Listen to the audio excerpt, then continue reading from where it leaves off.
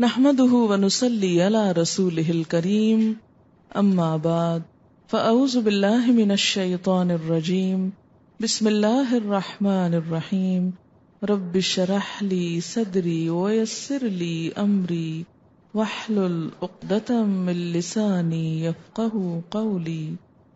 آیت نمبر ہے 116 سورۃ النساء۔ ان اللہ لا یغفر، بے شک اللہ معاف نہیں کرے گا، نہیں بخشے گا۔ کس چیز کو؟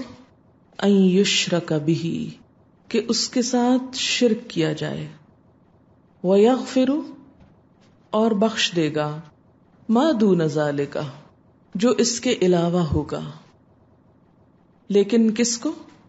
لمن یشاء، جس کو وہ چاہے گا۔ ومن یشرک باللہ، اور جو کوئی اللہ کے ساتھ شرک کرے، فقد ضل ضلالا بعیدا، تو وہ گمراہی میں بہت دور نکل گیا، بہت دور تک جا بھٹکا، اس کے پھر سیدھے رستے پر آنے کے چانسز بہت کم ہیں، اس کو منزل کا ملنا مشکل ہے۔ شرک کی تردید میں اگرچہ پیچھے بھی بہت سی آیات گزر چکی ہیں، لیکن یہ آیت بہت ہی اہم ہے، جس میں شرک کرنے والے کے لیے معافی کی کوئی امید نہیں۔ شرک کیا ہے؟ شرک ہے شریک کرنا، اللہ کے سوا کسی مخلوق کو عبادت، محبت، تعظیم میں اللہ کے برابر سمجھنا، اللہ تعالی کی مخصوص صفات میں مثلاً خالق، رازق، حاجت روا، مشکل کشا، اللہ تعالی کی ان صفات میں کسی اور کو شریک سمجھنا کہ کوئی اور بھی یہ سب کچھ کر سکتا ہے۔ قیامت کے دن مشرکین کیا کہیں گے؟ تاللہ ان کنا لفی ضلال مبین اذ نسویکم برب العالمین۔ اللہ کی قسم، بے شک ہم کھلی گمراہی میں تھے جب ہم تم کو رب العالمین کے برابر قرار دیتے تھے۔ یعنی اللہ کے برابر کسی کو قرار دینا، اس کی ذات میں، اس کی صفات میں، اس کے حقوق میں، اس کے اختیارات میں، یہی شرک کہلاتا ہے۔ شرک کو ظلم بھی کہا گیا ہے۔ ظلم کسی کے حق میں کمی کے لیے استعمال ہوتا ہے۔ اللہ کا حق کیا ہے؟ کہ اس کے برابر کسی کو نہ سمجھا جائے، کسی بھی چیز میں، اس کی کسی بھی صفت میں، اس کی ہستی کے کسی بھی پہلو میں۔ اور اگر کوئی ایسا کرے تو وہ ایسے گناہ کا ارتکاب کر رہا ہے کہ جس کی معافی نہیں۔ یاد رکھیے کہ گناہ کئی قسم کے ہیں۔ کچھ ایسے ہیں جو انسان بھول چوک میں خطا کر جاتا ہے اور پھر اس کے بعد نیکی کرتا ہے تو ہر نیکی خطا کو مٹاتی بھی ہے۔ ان الحسنات یذہبن السیئات۔ کچھ گناہ ایسے ہیں کہ جن کے لیے صرف نیکی کرنا کافی نہیں، بلکہ ان کی بطور خاص معافی مانگنا بھی ضروری ہے۔ جب انسان ان گناہوں پر معافی مانگتا ہے تو وہ معاف ہو جاتے ہیں۔ کچھ گناہ ایسے ہیں کہ جن پر صرف معافی بھی کافی نہیں، جب تک کہ انسان ان حقوق کی ادائیگی نہ کرے جو وہ کسی کے حق میں مار رہا ہے، مثلاً کسی کی چوری کی یا کسی پہ الزام تراشی کی۔ تو ایسے میں جب تک وہ چیز صاحب حق کو واپس نہ کی جائے، اس کا نقصان نہ پورا کیا جائے، اس شخص سے معافی نہ مانگی جائے جیسے حقوق العباد میں کوتاہی، تو اس وقت تک وہ گناہ معاف نہیں ہوتے۔ تو شرک بھی ان گناہوں میں سے ایک گناہ ہے کہ جس پر انسان جب تک سچے دل سے معافی مانگ کر پھر آئندہ کے لیے وہ کام چھوڑ نہیں دیتا، اس وقت تک معافی نہیں ہو سکتی۔ شرک سب سے بڑا گناہ، حدیث پاک میں ہے، آپ نے فرمایا کہ سب سے بڑا گناہ یہ ہے کہ تو اللہ کے ساتھ کسی کو شریک کرے حالانکہ اس نے تجھ کو پیدا کیا ہے۔ شرک کرنے کا نقصان کیا ہے؟ انسان یہ سوچ سکتا اچھا نہیں معافی تو نہ سے، اب ہم کیا کریں؟ نہیں، معافی مانگنا ہے، اور نہ مانگنے کی صورت میں نقصان کیا ہے؟ قرآن پاک میں آتا ہے، سورۃ المائدہ آیت 72، انہ من یشرک باللہ فقد حرم اللہ علیہ الجنۃ ومأواہ النار وما للظالمین من انصار، کہ جو بھی اللہ کے ساتھ شرک کرے اللہ نے اس پر جنت کو حرام قرار دیا ہے۔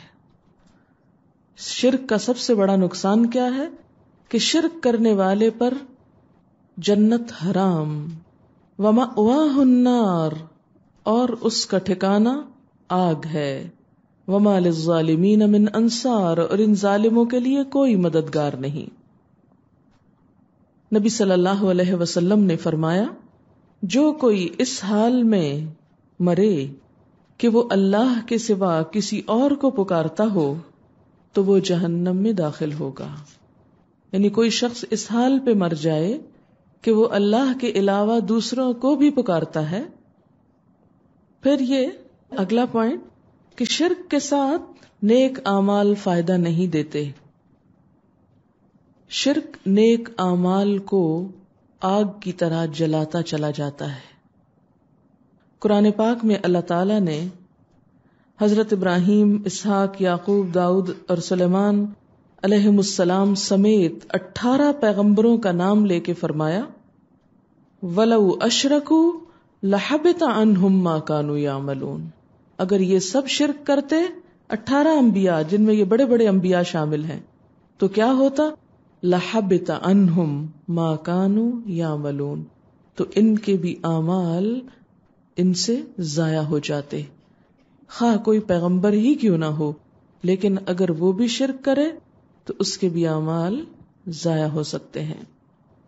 معاشرے میں شرک پھیلتا کیسے ہے؟ شرک کی جڑ کیا ہے؟ شرک کہاں سے آتا ہے؟ شرک کی سب سے بنیادی وجہ، سب سے بنیادی سبب کسی بھی چیز کی محبت میں غلو ہے۔ کسی بھی نیک انسان، کسی بھی پیغمبر کی محبت میں غلو کیا ہے؟ حد سے بڑھنا۔ حد سے بڑھنے سے مراد کیا ہے؟ کہ انسان اس انسان میں اٹک کر اللہ کے احکام کو بھول جائے، اللہ کی حدود کو پامال کرنے لگے، اس انسان کی محبت اللہ کی محبت سے بڑھ جائے۔ قوم نوح کی مثال آپ کے سامنے ہے کہ ان کے بڑے بڑے بت ود، سواع، یغوث، یعوق، نصر، ان کو وہ پوجتے تھے۔ اور یہ کن کے بت تھے؟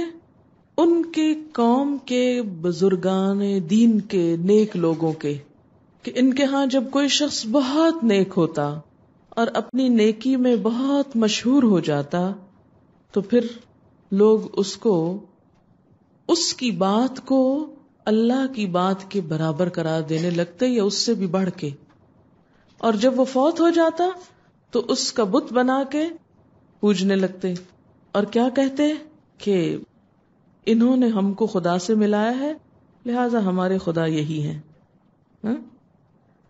جیسے اردو کا بھی ایک شعر ہے نا، شاید سنا ہو آپ نے، حقیقت میں دیکھو تو خواجہ خدا ہے، خواجہ کے در پہ سجدہ روا ہے، ایک قوالی کا شعر ہے۔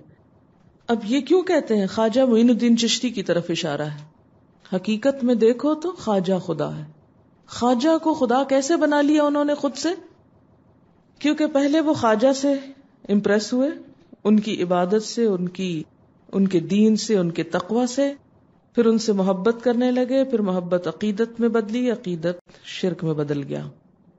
اس کا یہ مطلب نہیں کہ کسی سے محبت نہیں کرنی چاہیے، جہاں اللہ کی خاطر کی ہوئی محبت انسان کو عرش الہی کے سائے تلے جگہ دے گی، وہاں اس محبت میں حد سے بڑھنا۔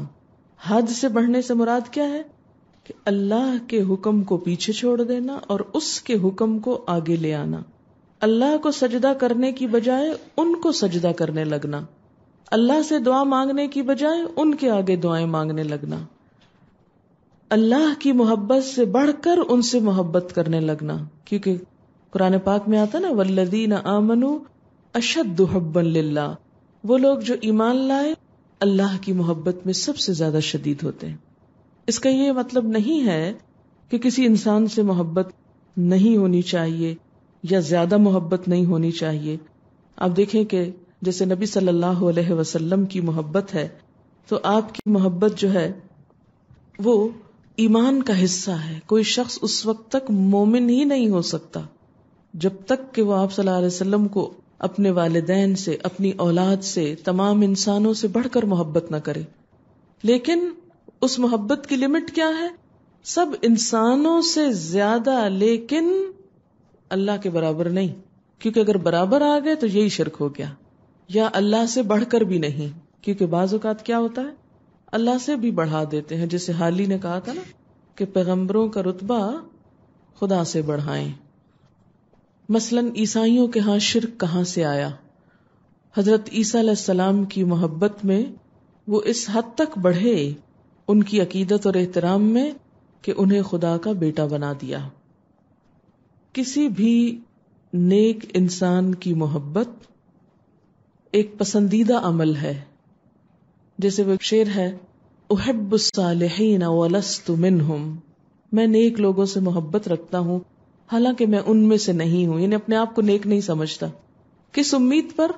لعل اللہ یرزقنی صلاحا، شاید اللہ مجھے بھی نیکی کی توفیق دے، کیونکہ انسان جس سے محبت کرتا ہے اسی کے نقش قدم پہ چلتا ہے۔ اور اس کا صلہ کیا ہے کسی نیک انسان سے محبت کرنے کا؟ حدیث پاک میں آتا ہے المرء مع من احب، انسان اسی کے ساتھ ہوگا جس سے وہ محبت کرتا ہوگا۔ صحابہ کرام کہتے ہیں کہ اس حدیث کو سن کر ہمیں اتنی خوشی ہوئی کہ شاید اس سے پہلے کبھی ہوئی ہو، کیونکہ ہم حضور صلی اللہ علیہ وسلم کو اپنی جان مال ہر چیز سے بڑھ کے چاہتے تھے، آپ سے بہت زیادہ محبت رکھتے تھے۔ اسی طرح بعد کے ادوار میں بھی، یعنی آپ صلی اللہ علیہ وسلم کا مقام تو آپ کا ہے، پھر اس کے بعد ہم دیکھتے ہیں جیسے اہل بیت ہیں، آپ صلی اللہ علیہ وسلم کے گھر والے، پھر اس کے بعد دیگر نیک لوگ ہیں، صالحین، جس کے پیچھے ذکر پڑا نا من النبیین والصدیقین والشہداء والصالحین۔ تو کسی بھی صالح انسان، کسی بھی نیک انسان جس کو آپ نیک سمجھتے ہو، اصل نیکی تو اللہ ہی کو پتا ہے کسی کی۔ ہم کسی سے کیا معاملہ کرتے ہیں صرف اس کے ظاہر پر، دلوں کا حال ہم نہیں جانتے کہ کوئی اندر سے کیا ہے۔ لہذا کسی بھی انسان جس کو آپ نیک سمجھتے ہو اور اس سے آپ محبت رکھتے ہو، خواہ وہ موجودہ دور کا ہو یا پچھلے دور کا ہو، اس میں کوئی برائی نہیں۔ مثلاً آپ دیکھتے ہیں کہ بعض اوقات جب ہم یہ مسلم ہیروز میں مختلف صحابہ یا صحابیات کا پڑھتے ہیں تو ہماری آنکھوں سے آنسو آ جاتے ہیں۔ بعض اوقات ہمارے دل میں ان کے لیے ایک بہت محبت پیدا ہوتی، اس میں کوئی حرج نہیں۔ نیک لوگوں سے محبت کرنا، ان کے راستے پہ چلنا، ان کے طریقوں کو اپنانا، ان کو اپنا آئیڈیل بنانا، اس میں کوئی برائی نہیں ہے۔ کیوں؟ اس لیے کہ قرآن پاک میں آتا ہے اہدنا الصراط المستقیم صراط الذین انعمت علیہم، ہمیں سیدھا راستہ دکھا، ان لوگوں کا راستہ جن پر تو نے انعام کیا، یعنی جنہیں تو نے ہدایت دی، جو تیری طرف جاتے ہیں، تجھ سے ملاتے ہیں، تجھ سے جوڑتے ہیں۔ تو کوئی ایسا انسان، خواہ ماضی کا ہو، خواہ حال کا ہو، خواہ کسی ملک شہر کا ہو، کوئی بھی انسان جس سے تعلق آپ کو اللہ کی محبت میں اضافے کا سبب بنے، اللہ تعالیٰ کے قرب کا سبب بنے، وہ ساری محبت کیا ہے؟ جائز ہے اور پسندیدہ ہے اور ایک طرح سے عبادت ہے. ایسی ہی محبت عبادت ہے، ہر محبت عبادت نہیں ہوتی. اچھا جی، یہ میں ایک عام جو ہمارے معاشرے میں کانسیپٹ ہے اس کی طرف اشارہ کر رہی ہوں. پھر اس کے بعد اس میں احتیاط کس چیز کی ضروری ہے کہ اگر ہم کسی بھی انسان سے اللہ کے لیے محبت کرتے ہوں تو کبھی ایسا نہ ہو کہ اس انسان کی کسی غلط بات کو ہم صحیح کہنے لگیں یا اس کے کسی غلط عمل کو ہم صحیح کہیں اور اس تعصب میں مبتلا ہو کر اس کے حق میں دلائل دینے شروع کر دیں کہ نہیں چونکہ یہ بات فلاں نے فرمائی ہے اور فلاں میرا پسندیدہ ہے، لہٰذا اگر وہ غلط بھی کہے گا تو میں اس کو بھی صحیح سمجھوں گا. نہیں، کوئی بھی انسان جب اللہ اور اس کے رسول صلی اللہ علیہ وسلم کی بات سے ٹکراتی ہوئی بات کہے تو اس کی بات نہیں لی جائے گی، خواہ والدین ہی کیوں نہ ہو، اولاد ہی کیوں نہ ہو، استاد ہی کیوں نہ ہو، کوئی اور انسان ہی کیوں نہ ہو. کیونکہ جہاں محبت عبادت ہے وہاں محبت میں اعتدال سے بڑھنا شرک کی طرف لے جاتا ہے. اب یہ ایک باریک سا فرق ہے، آپ میں سے ہر ایک کو یہ فرق معلوم ہونا چاہیے. کیونکہ میں نے یہ دیکھا ہے کہ ہمارے ہاں اکثر دو ایکسٹریمز ہیں. یا تو ایک ایسی ایکسٹریم ہے کہ جو کسی بھی نیک انسان کا ایسا گرویدہ بنا دیتی ہے کہ اللہ، رسول، دین، تعلیم، شریعت ہر چیز بھول جاتی، سب شریعتیں پیچھے چلی جاتی، سب اللہ کے حکم پیچھے چلے، نماز روزے سے بھی جاتے ہیں لوگ، وہ کہتے ہیں بس یہی ہمارے سب کچھ ہے، یہ ہم کو آگے پار کرا دیں گے. یہ ایک ایکسٹریم ہے. کیا کرتے ہیں؟ ان کے نام پہ قربانی کرتے ہیں، ان کے نام پر صدقہ خیرات، نظر نیاز دیتے ہیں، پھر ان کو انہی سے اپنے تمام رشتے استوار کرتے ہیں، حتیٰ کہ اللہ سے مانگنا بھول جاتے ہیں، ان سے مانگنا شروع کر دیتے ہیں، ان کے در پہ سجدہ روا ہے کہنا شروع کر دیتے ہیں. ٹھیک، یہ ایک ایکسٹریم ہے. دوسری ایکسٹریم کیا ہے کہ انسان ہر محبت کو یہ کہہ کے ختم کر دے کہ نہیں یہ تو شرک ہے، یا کسی سے بھی زیادہ محبت نہیں کرنی چاہیے کہ یہ ناپسندیدہ ہے. نہیں، یعنی آپ کسی سے کہیں تک بھی محبت کر سکتے ہیں، ناپسندیدہ اس وقت ہوتی ہے وہ جب آپ اس کے حکم کو اہم قرار دیں اور اللہ کے حکم کو پیچھے کر دیں. اس کی صحبت میں بیٹھ کے آپ نماز تاخیر سے پڑھیں، نماز ڈیلے کر دیں کہ جی ہم اللہ کی باتیں کر رہے ہیں. کیونکہ بعض اوقات انسان کہتے ہیں مجھے فلاں سے اللہ کی خاطر محبت، اور اس کی مجلس میں بیٹھ کر میں اللہ کی محبت محسوس کر سکتا ہوں. اب آپ بیٹھ گئے مجلس میں، اب ایسے بیٹھے کہ نہ خود نماز پڑھی اور نہ اس کو پڑھنے دی، یا خود بھی پڑھی تو دیر سے پڑھی اور اس کو بھی دیر کرا دی. تو کوئی محبت خواہ کتنی بھی اللہ کے لیے ہو، لیکن اگر آپ اللہ کی خاطر محبت کرتے ہیں اور اس محبت میں کوئی قربانی دیتے ہیں، جیسے حضرت اویس قرنی کے بارے میں آتا ہے کہ انہوں نے جب سنا کہ حضور صلی اللہ علیہ وسلم کی دانت مبارک شہید ہو گیا ہے تو انہوں نے اپنا دانت توڑ لیا اتنی دور بیٹھ کے. اس کے بعد تو میں نے کبھی نہیں سنا کہ کسی نے واقعہ پڑھا اور پھر ایسا کیا، نہیں، وہ کیفیت ہی کچھ اور ہے. تو یہ محبت کی انتہا تھی، آخری درجے تک کی تھی، جس میں اتنی بڑی قربانی. اپنا دانت توڑ کے اپنی شکل بگاڑنا کوئی آسان نہیں ہے، لیکن ان کے لیے مشکل نہیں تھا کیونکہ وہ اس محبت میں انہوں نے کیا تھا.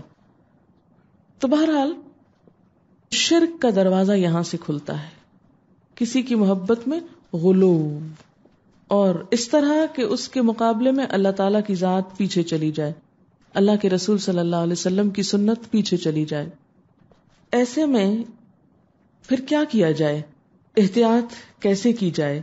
کیونکہ انسان کے لیے اعتدال پر قائم رہنا نہایت مشکل ہے. آسان ہوتا ہے ایک طرف لٹک جانا یا دوسری طرف لٹک جانا. آپ دیکھیں نا کہ جب آپ مثلاً چل رہے ہیں، اگر آپ دائیں طرف کسی پہ سہارا لے لیں تو آپ کو چلنا آسان ہے، اگر بائیں کسی طرف لے لیں تو آسان ہے. خود اپنے پاؤں پہ چلنا یا سیڑھیاں اترنا چڑھنا کیا ہے؟ مشقت والا کام ہے. لیکن یہی اعتدال اللہ کو پسندیدہ ہے کہ آپ نہ ادھر جھکیں، نہ اس انتہا پہ نہ اس انتہا پہ، بلکہ اس کے برعکس اعتدال پہ قائم رہیں. اعتدال پہ قائم رہتے ہوئے محبت نہایت پسندیدہ ہے.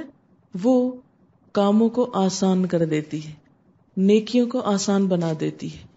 وہ کام جو انسان عقل کے ذریعے سالہ سال میں نہیں کر سکتا، وہ محبت کے ذریعے وہ ایک جست میں کر جاتا ہے. وہ جیسے اقبال نے بھی کہا تھا کہ بے خطر کود پڑا آتش نمرود میں عشق. اب یہ اقبال کی ٹرم ہے عشق، لیکن بہرحال قرآن اور سنت میں یہ لفظ استعمال نہیں ہوتا. بے خطر کود پڑا. اب میں اگر یہ لفظ کہوں اس وقت کہ یہ عشق جو ہے یہ لفظ نہیں استعمال ہوتا. اقبال، اب یہیں سے میں آپ کو دلیل دیتی ہوں اقبال ہی کے اس مثال سے. اقبال آپ کا پسندیدہ ترین شاعر ہو سکتا ہے، اس کے شعر بہت اچھے ہو سکتے ہیں، لیکن اگر وہ کہیں کوئی ایسا لفظ استعمال کرتا ہے کہ جس سے ہم اگری نہ کرتے ہوں، تو اب آپ یہ کہیں کہ اس سے تو آپ نے ایک قومی شاعر کی توہین کر دی اور آپ کے خلاف ایک مقدمہ قائم ہونا چاہیے، تو یہ بات درست نہ ہوگی. کیوں؟ یہی تو اصل عقیدت ہے کہ علامہ اقبال کی شاعری سے جہاں ایمان تازہ ہوتا ہو وہ سب درست ہے، لیکن اگر ان کی شاعری، کیونکہ انسان تھے نا، ہم عموماً جب کسی کی عقیدت میں مبتلا ہوتے ہیں تو اس کا ہیومن بینگ ہونا بھول جاتے ہیں.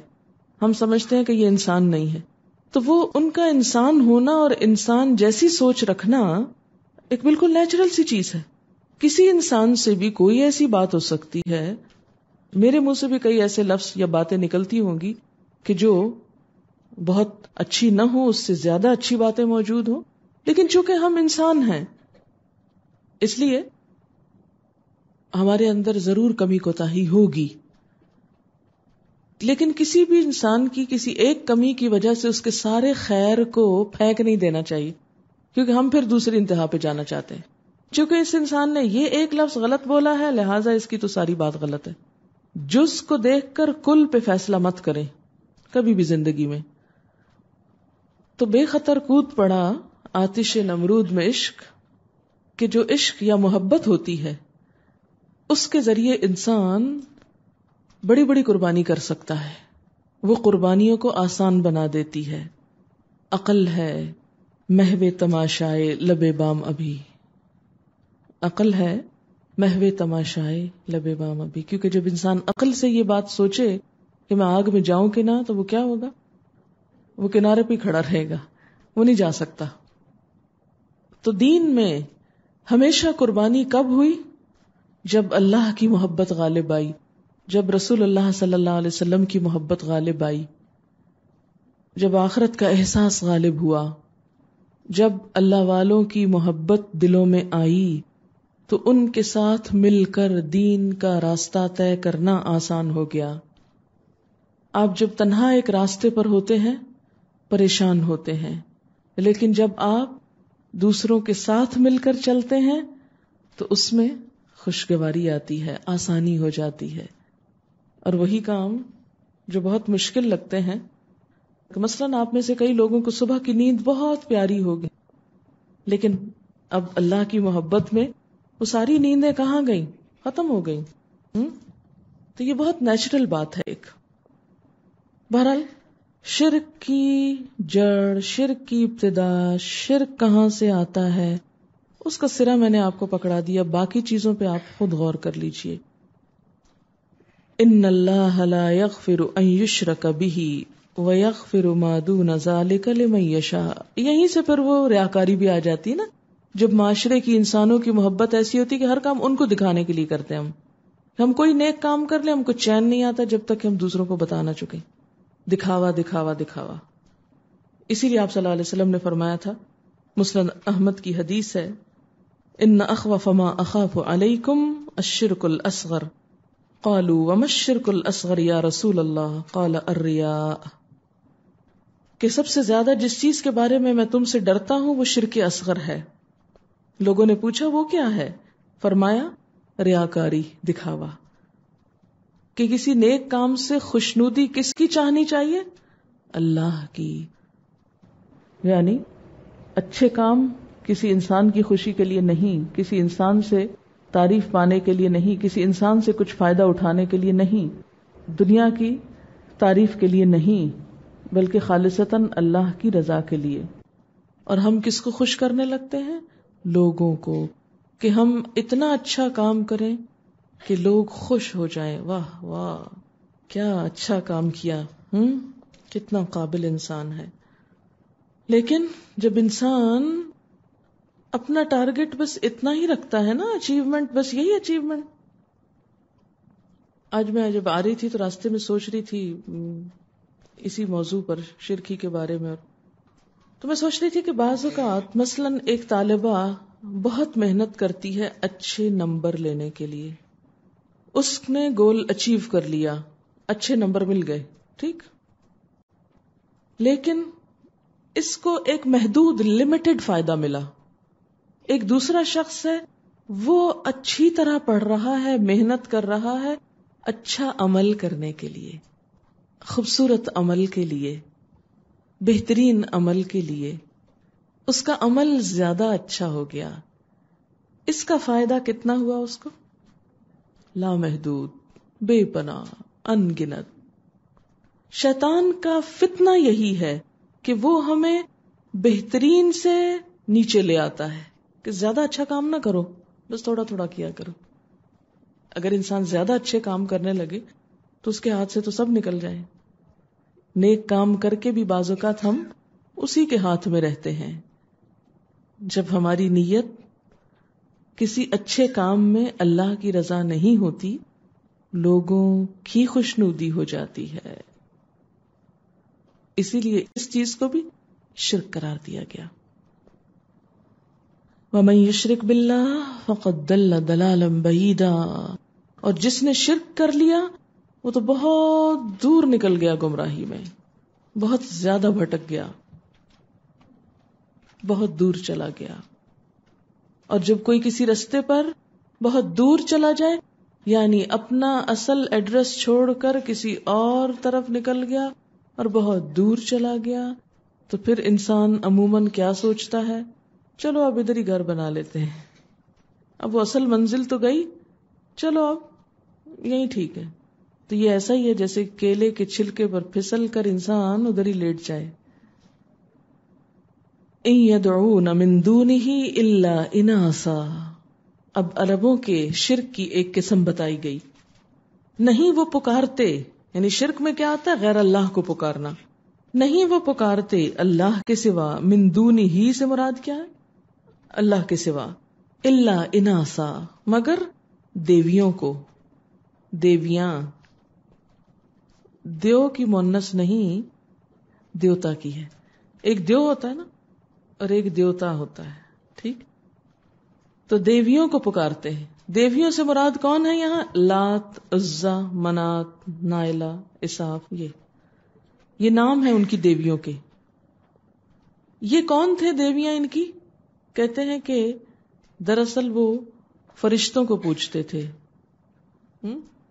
اور فرشتوں کو وہ عورتیں سمجھتے تھے، اور فرشتوں کو اللہ کی بیٹیاں سمجھ کر ان کی پوجا کرتے. وَإِن يَدْعُونَ، اور نہیں وہ پکارتے، إِلَّا شَيْطَانًا مَرِيدًا، مگر سرکش شیطان کو. یعنی اصل میں تو وہ کس کو پکارتے ہیں؟ یہاں کسی کو پکارنا کس لیے؟ مدد کے لیے. اچھا آپ کہیں گے اوہ پھر تو میں ہر روز کسی نہ کسی کو پکارتی ہوں، ادھر آؤ میرا یہ کام کر دو، یہ مجھے بتاؤ. دن میں آپ پتہ نہیں کتنی دفعہ لوگوں کو پکار رہے ہوتے ہیں، بائی نیم پکار رہے ہوتے ہیں، او فلاں ادھر آؤ. تو کیا یہ شرک ہو گیا؟ یا کسی سے مدد لینا شرک ہو گیا؟ کہ آپ نے غیر اللہ سے مدد لے لی؟ آپ کو چاہیے تھا گھر بیٹھ کے اللہ تعالیٰ سے کہتے اللہ تعالیٰ میں تو صرف آپ کو پکارتی ہوں، لہٰذا آپ بندوبست کر دیں کہیں سے. نہیں، یہ شرک نہیں ہوتا. اسباب کا اختیار کرنا شرک نہیں. اسباب کا، مادی اسباب کا اختیار کرنا شرک نہیں. مادی اسباب کیا ہوتے ہیں؟ انسان مادی چیز ہے. کسی انسان کو کہنا ادھر آؤ، یہ نیچے چیز گر گئی اٹھا دو مجھ کو، یہ شرک نہیں ہے. آپ نے پکارا ایک کو اور اس سے مدد طلب کی، اس نے آپ کی مدد کر دی، تو پھر کون سا پکارنا شرک ہوا؟ اور پکارنے میں کیا پکارنا شرک ہے؟ وہ پکارنا جو غائبانہ طور پر ہو، اسباب کے بغیر ہو، غیبی ذرائع سے. مثلا آپ میں سے کوئی یہ کہے، جیسے میں اسلام آباد گئی تھی تو آپ میں سے کوئی آ کے یہ کہے کہ آج رات میں نے میڈم کو پکارا اور وہ غائبانہ طریقے سے آئیں اور انہوں نے مجھے اگلا سبق پڑھا دیا، جو کہ میرا وجود وہاں تھا. اب یہی شرک ہے کہ ایک شخص کا وجود کہیں ہے اور ہم اس کو کیا سمجھ رہے ہیں کہ نہیں وہ ہمارے پاس اور ہماری مدد کر رہا ہے، وہ ہمارے ساتھ ساتھ ہے اور وہ غائبانہ طریقے سے ہماری مدد کرتا ہے. کسی بھی انسان کے بارے میں، کسی بھی بزرگ کے بارے میں، مثلا کسی بھی اولیاء اللہ کے بارے میں یہ سمجھنا کہ ان کی اتنی قوت ہے کہ وہ بغیر کسی سبب کے بھی مدد کر لیتے ہیں. انسان تو اسباب میں بندھا ہوا ہے نا، اگر یہاں سیڑھی نہ ہو تو اوپر چڑھنا مشکل ہے. انسان اسباب میں بندھا ہوا ہے، لیکن اگر کسی کے بارے میں یہ سمجھا جائے کہ وہ کسی سبب کے بغیر وہ کام کر لیتا ہے تو یہاں سے شرک کا دروازہ کھلتا ہے. مثلا مجھے نیچے سے اوپر آنے کے لیے سیڑھی کا سہارا لینا پڑا، میں سیڑھی پر چڑھ کر آئی. اب اگر آپ میں سے کوئی شخص یہ مشہور کر دے کہ نہیں وہ سیڑھی کے بغیر نیچے سے اوپر آ گئی، کیونکہ ان کی طاقت بہت زیادہ ہے، ان کے اندر بڑی روحانی طاقت ہے، ان کو سیڑھی کی ضرورت نہیں ہوتی، وہ ویسے ہی آ جاتی ہیں. ان کو گاڑی کی ضرورت نہیں ہوتی، وہ ویسے ہی گھر سے یہاں نمودار ہو جاتی ہیں.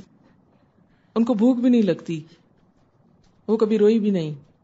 تو وہ تمام صفات جو انسان میں ہوتی ہیں، وہ ساری کمزوریاں جو انسان میں ہوتی ہیں، کسی انسان کے بارے میں یہ سوچ لینا کہ نہیں اس میں تو یہ کمزوری ہے ہی نہیں، اس میں تو یہ ہے نہیں چیز.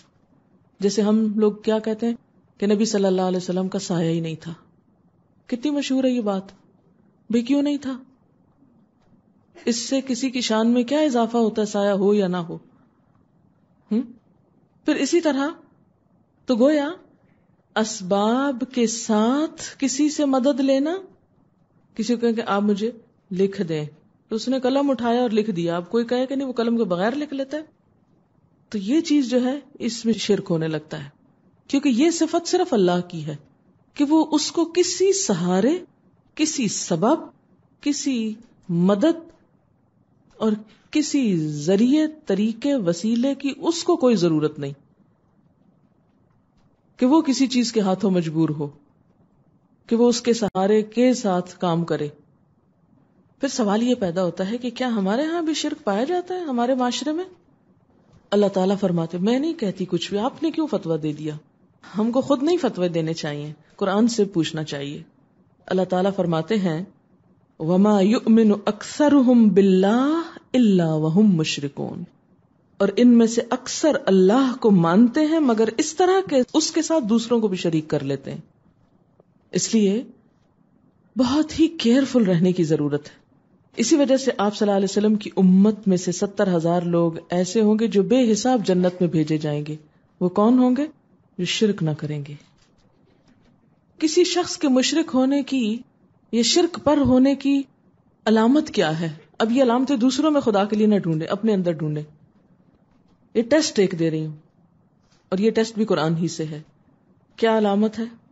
قرآن پاک میں آتا ہے وَإِذَا ذُكِرَ اللَّهُ وَحْدَهُ، جب ایک اللہ کی بات کی جاتی اشمئزت قلوب الذین لا یؤمنون بالآخرہ، تو ان لوگوں کے دل جو آخرت پر ایمان نہیں لاتے تنگی محسوس کرتے ہیں کہ بس صرف اللہ کی بات کریں، کسی بزرگ کی کرامت نہیں بولی جا رہی، کسی کے معجزے کا ذکر نہیں، کسی اور کی طاقت نہیں، بس صرف اللہ ہی کی طاقت بتاتے ہیں. وَإِذَا ذُكِرَ الَّذِينَ مِن دُونِهِ إِذَا هُمْ يَسْتَبْشِرُونَ، وہ خوش کب ہوتے ہیں؟ جب اللہ کے سوا اوروں کا ذکر کیا جاتا ہے تو خوش ہو جاتے ہیں.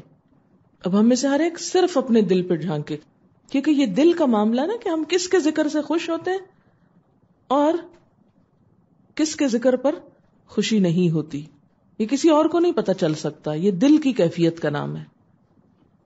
مراد اس سے کیا ہے کہ جب کسی قوت، طاقت، قدرت، بڑائی، علم، کسی بھی ایسی صفت کا ذکر ہوتا ہے جو ہم کہیں کہ صرف اللہ ہی ایسا کر سکتا ہے، تو ناراض ہوتے ہیں کہ یہ کیوں کہتے ہیں آپ کہ صرف اللہ کر سکتے، وہ فلاں بزرگ بھی کر سکتے ہیں، وہ نبی بھی کر سکتے ہیں، وہ بھی کر سکتے ہیں، وہ بھی.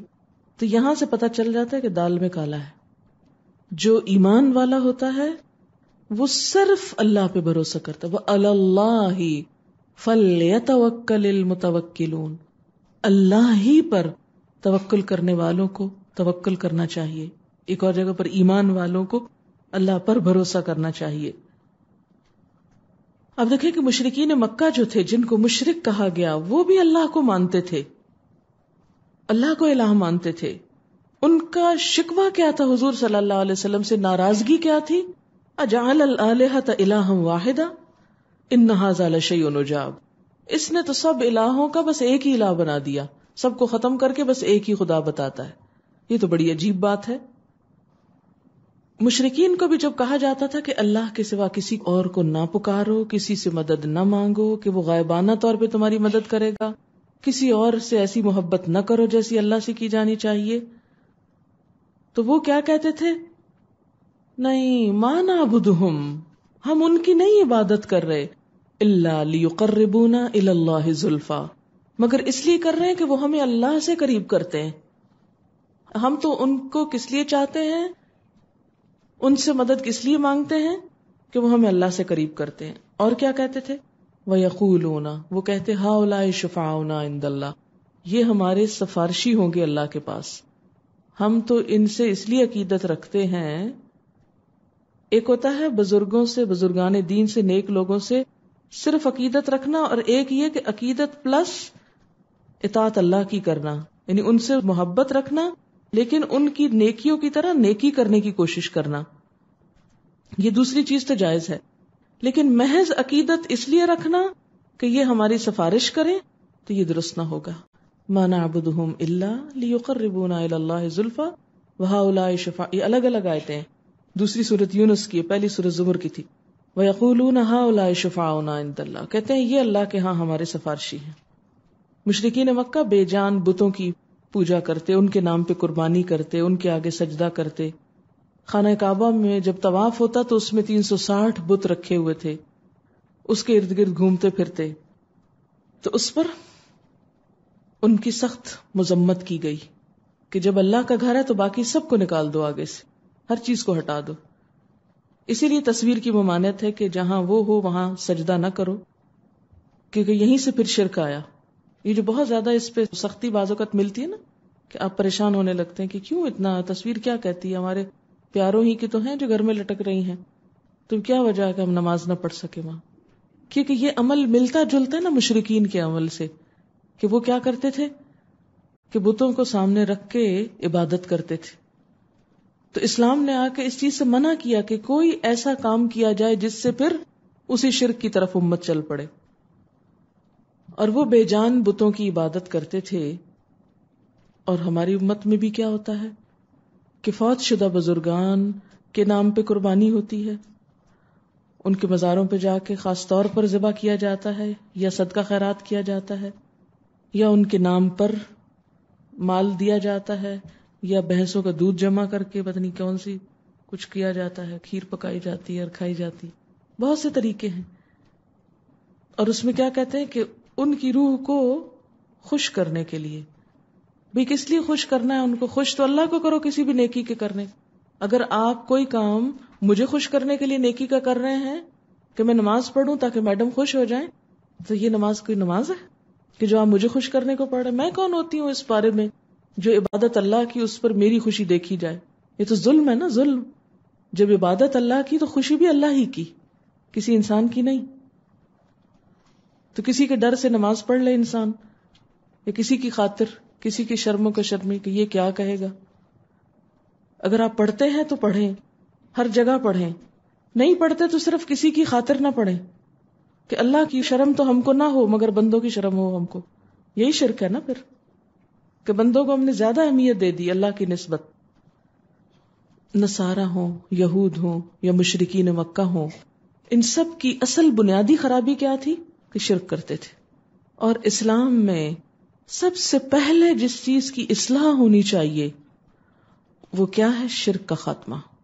کیونکہ حضرت معاذ بن جبل جب یمن جا رہے تھے تو آپ نے جو ان کو نصیحتیں کی تھی وہ کیا تھی کہ سب سے پہلے لوگوں کو کس طرف بلاؤ؟ اللہ کی طرف بلاؤ، پھر نماز، پھر زکوٰۃ، پھر اور چیزیں. تو پہلا کام لوگوں کو اللہ سے جوڑنا، اللہ کا تعارف کرانا، اللہ کی محبت محسوس کرانا، اللہ کا خوف پیدا کرنا. اللہ کا احساس پیدا کر دینا، یہ تبلیغ کا سب سے پہلا نقطہ ہے. ورنہ اگر آپ لوگوں کو نمازیں سکھاتے رہے اور کام سکھاتے رہے اور دل میں وہ شرک کرتے رہے تو نمازیں بھی ضائع ان کی اور باقی چیزیں بھی ضائع. پھر اسی طرح بعض اوقات اللہ کی صفات میں شرک کیا جاتا ہے. صفات میں مثلا اللہ تعالیٰ غیب جانتا ہے تو ہم یہ سمجھے کہ فلاں نجومی صاحب بھی غیب جانتے ہیں. یہ آیت ہے سورہ جن کی جس میں آتا ہے عالم الغیب، اللہ تعالیٰ عالم الغیب ہیں، فلا یظہر علی غیبہ احدا، وہ اپنے غیب پر کسی کو بھی مطلع نہیں کرتے. غیب کا کلی علم صرف اللہ کے پاس ہے. پارشلی جزوی طور پر وہ جب جس کو چاہتا ہے وحی کے ذریعے دیتا ہے. ڈائریکٹ کوئی اپنے کمال سے غیب کا علم حاصل نہیں کر سکتا. الہام کے ذریعے، وحی کے ذریعے. بعض اوقات عام انسانوں پر بھی الہام ہو جاتا ہے. مثلا آپ کا کوئی خدا نخواستہ رشتہ دار فوت ہوا اور آپ کہیں دور دوسرے ملک میں بیٹھے تو آپ کے دل میں یکایک خیال آ جاتا ہے اور آپ فون کر کے پوچھتے ہیں تو پتہ چلتا ہے کہ ہاں واقعی ایسا ہوا. اب آپ یہ کیا سمجھتے کہ آپ کے اپنے اندر کوئی قابلیت یا کمال ہے یا کوئی بھی شخص اس کو اپنے طرف لے جائے کہ یہ میرے کریڈٹ نہیں، یہ اللہ نے الہام کر دیا آپ کے دل پر. بعض اوقات خواب میں کوئی اشارہ ہو جاتا ہے کہ یہ ہونے والا اور صبح کے وقت وہی چیز دیکھتے ہیں آپ. یہ بھی ایک طرح سے الہام ہے، سچا خواب. یہ اللہ نے آپ کو دیا، آپ کا اپنا ذاتی کمال نہیں کہ خود سے آپ کو کوئی طاقت مل گئی، آپ کریڈٹ نہیں لے سکتے اس کا. اسی طرح کرامت جو ہوتی ہے کسی انسان کی، مثلا حضرت مریم کے پاس کیا ہوتے تھے؟ بے موسم کے پھل ہوتے تھے. اب یہ ان کا ذاتی کمال نہیں تھا کوئی، وہ خود اپنی مرضی سے نہیں یہ کرتی تھی. یہ کیا تھا دراصل؟ اللہ کی طرف سے ایک خاص عنایت تھی. تو اللہ کی صفات میں شرک یہ ہے کہ مثلاً اس کے عالم الغیب ہونے میں کسی کو شریک کیا جائے کہ اللہ کو علم غیب ہے اور کسی انسان کو بھی بغیر کسی واسطے یا ذریعے کے علم غیب ہو جاتا ہے. مثلاً یہ کہنا کہ فلاں تو ہمارے دلوں کا حال جانتا ہے.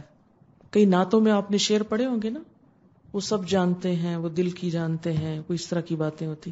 تو یہ پھر شرکیہ نعتیں ہو جاتی ہیں کہ یہ سمجھنا کہ بغیر کسی واسطے اور ذریعے کے انسان دوسرے کی علم کو یا دوسرے کے دل کے حال کو جان لے. بعض لوگ چہرے پڑھتے ہیں، بعض لوگ مختلف طریقوں سے شخصیت کو پہچانتے ہیں. وہ شرک میں نہیں آتا، لیکن کیونکہ وہ ایک اندازہ ہے، کوئی دعویٰ نہیں کرتا جو میں نے کہا وہی درست ہے. وہ ایک اندازہ ہے کہ آپ کسی کی آنکھیں دیکھ کر اس کا غم پہچان جائیں یا کسی کی شکل دیکھ کر اس کا غصہ پہچان جائیں. تو یہ اللہ نے جو آپ کو عقل دی ہے نا، اس عقل کے ذریعے آپ دوسرے کی حقیقت معلوم کر رہے ہیں. تو یہ بے سبب نہیں ہے، بلا سبب نہیں، سبب کے ساتھ ہے، ذریعے کے ساتھ ہے. تو جو چیز سبب کے ساتھ ہوتی ہے وہ غیب نہیں ہوتی یا غیب کا علم نہیں ہوتا. سبب کون کون سے؟ مثلا کسی مشین کے ذریعے، مثلا الٹرا ساؤنڈ سے آپ پتہ چلا لیں لڑکی ہے کہ لڑکا، تو یہ غیب کا علم نہیں ہے. کیوں؟ اس لیے کہ مشین کے بغیر آپ بھلا بتائیں یا اس سے پہلے بتائیں، کچھ پتہ نہیں، کچھ بھی نہیں کہہ سکتے. کئی لوگ ویسے قیافے لگاتے رہتے ہیں، وہ لگانے والے بھی ایسے لگاتے، سننے والے بھی ایسے سنتے ہیں. صحیح ہو جائے تو دیکھا کتنی سچی ہوگی اس کی بات، اور نہ ہو تو وہ ایسے ہی کہتا رہتا ہے. فضول باتیں کرنا اس کی عادت ہے. تو اس سے کیا پتہ چلتا ہے کہ اللہ کی صفات میں کسی کو شریک نہیں کرنا چاہیے. پھر اسی طرح مثلاً وہ رازق ہے تو کسی اور کو اپنا رازق سمجھ لینا کہ فلاں انسان مجھے رزق دیتا ہے، نہیں، اللہ ہی دیتا ہے. مثلاً آپ کہیں کہ میری زمینیں میرے رزق کا سبب ہے. آباد علاقے اجڑ جاتے ہیں جب پانی نہیں برستا، زمین پانی نہیں نکالتی، انسان ختم ہو کے رہ جاتے ہیں. ایتھوپیا میں جو کچھ ہوا یہ کیوں ہو گیا؟ اگر آپ رزق دیتے تھے تو کدھر سو گئے؟ آپ چل کے دیتے نا سب کو، ان کو مرنے نہ دیتے آپ، لیکن آپ نہیں بچا سکے. تو جب تک اللہ نے دیا وہ خوشحال ہوئے، زندہ رہے، سب کچھ ہوا. اس نے پانی روک دیا، جیسے قرآن میں آتا ہے کہ ان اصبح ماؤکم غورا فمن یاتیکم بماء معین، اگر وہ تمہارا پانی زمین میں گہرائی میں لے جائے تو بہتا پانی کون لائے گا؟ کوئی نہیں لا سکتا.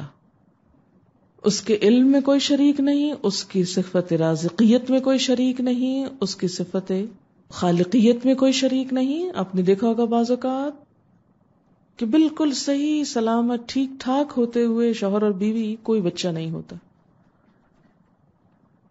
کوئی کمی نہیں لیکن اولاد نہیں.